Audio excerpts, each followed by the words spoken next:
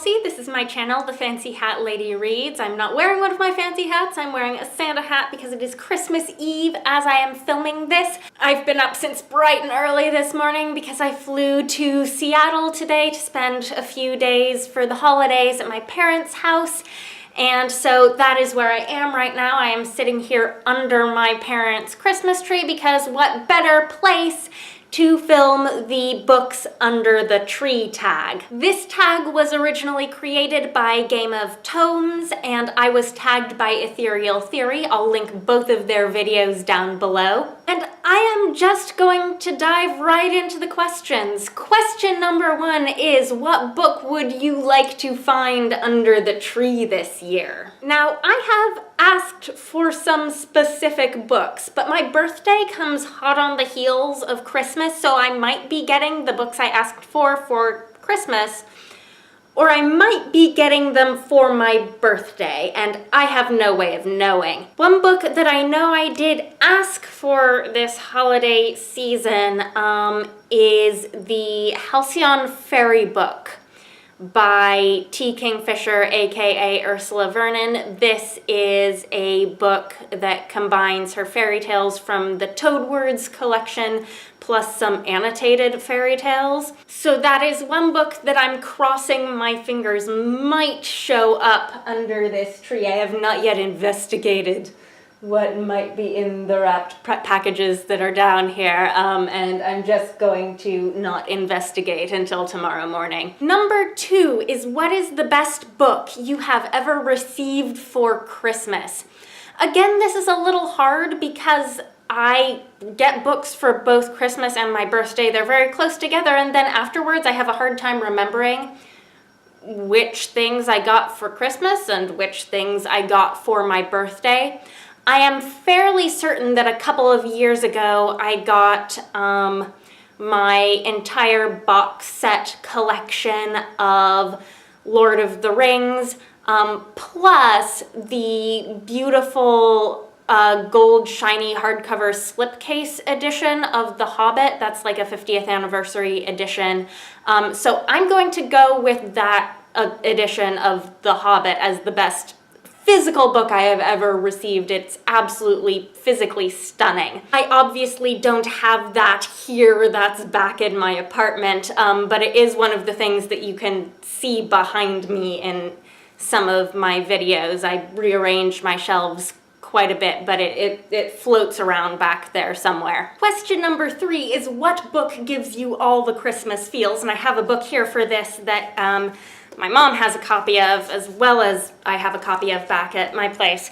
This is this edition of ETA Hoffman's Nutcracker with illustrations by Maurice Sendak. This is a novella-length fantasy story that is honestly like creepy and bizarro, but that's kind of why I like it. And it's less that the story itself gives me Christmas feels, because as a kid I didn't grow up with like the original version of the Nutcracker because it's not really for kids.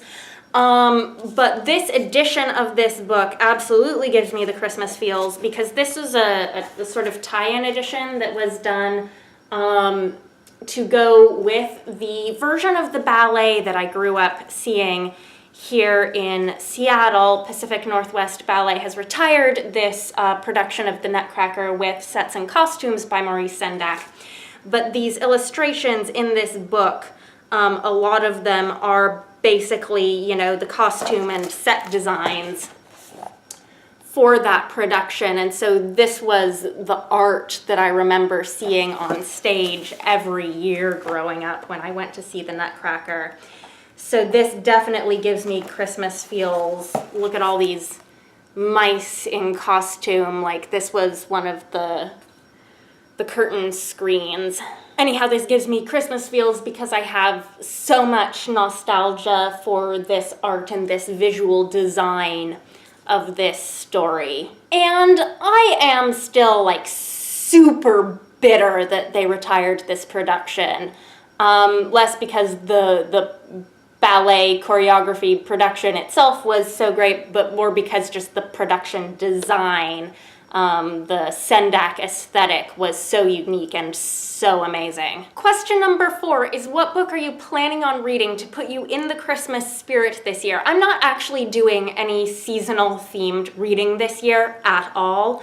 I'm not really a seasonal reader, and so I don't tend to do that unless I'm participating in readathons with specific seasonal challenges, and I'm not doing any readathons this month. I am, of course, reading some things right now, though, and some of these things I haven't told you that I was going to be reading because I was planning on doing a video talking about what I have on my Kindle and what I'm planning on reading on my Kindle while I'm traveling here, because I'm not traveling with a bunch of physical books. I decided I was going to read some Kindle books while I was traveling and travel a little lighter. And I had thought I could combine that with a sort of general what's on my Kindle video, because I don't haul the books on my Kindle. I got this Kindle for Christmas last year, so I've had it a year. And in that time, I've acquired a bunch of odds and ends of stuff that I haven't told you that I have, so I think that would be fun to sort of show you a year's worth of Kindle book hoarding. But I did not get that video filmed before I got on a plane early this morning.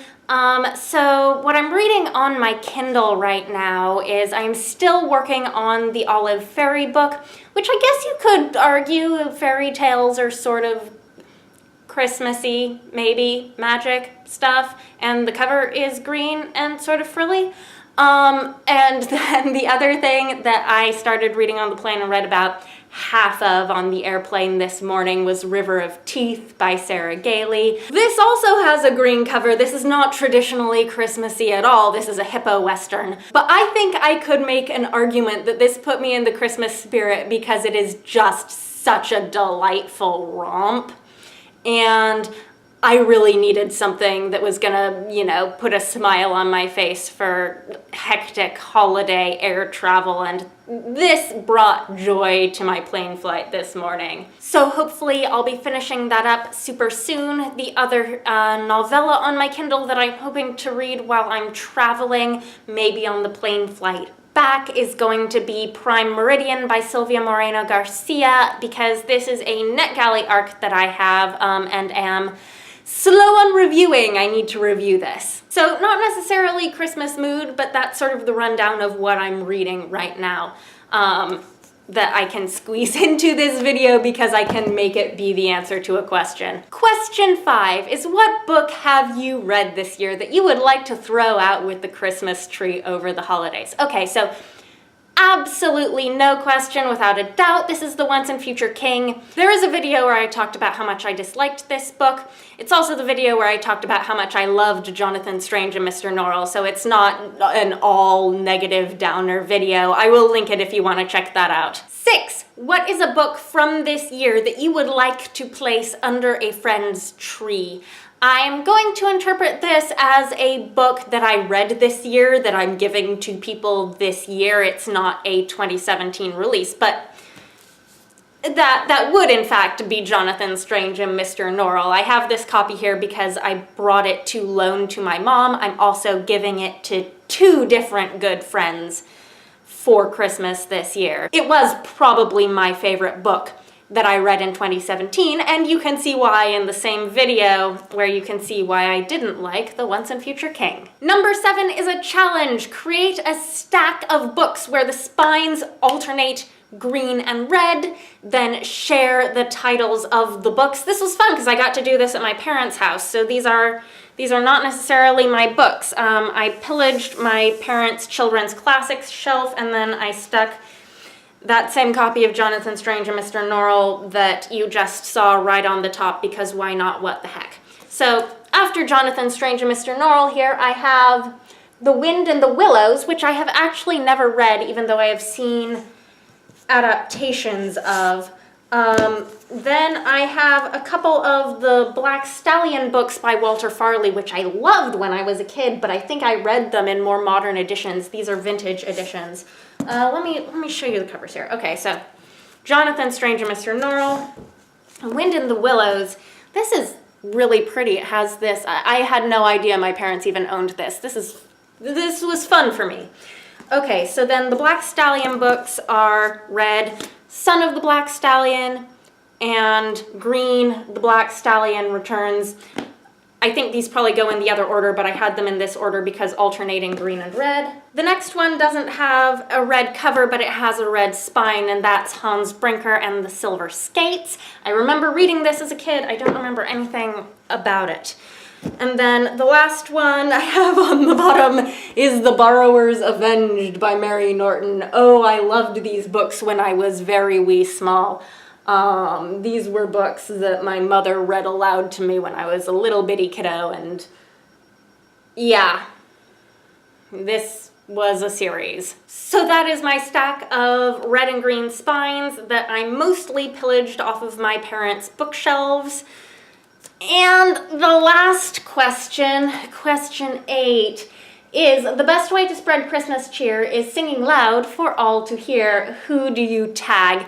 It is Christmas Eve. If you want to do this tag, you must do this tag now. I'm not going to tag anyone because tagging anyone at this point would be cruel because you would have no time to do it. Anyhow, that is all for the books under the tree tag. Hopefully I'll be coming to you again with something else filmed from here before I fly back home.